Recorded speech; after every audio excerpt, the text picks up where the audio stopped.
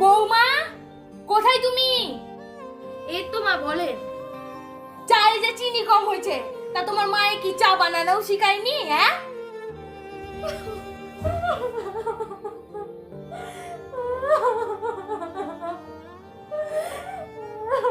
বিয়ের 1 বছর পর। ও বৌমা, একটু চা দাও তো, সকাল থেকে এক কাপ চাও খাইনি। এই যে, আমি কি আপনার চাকরানি যে যখন যা বলবেন তখন সেটাই আমাকে করতে হবে?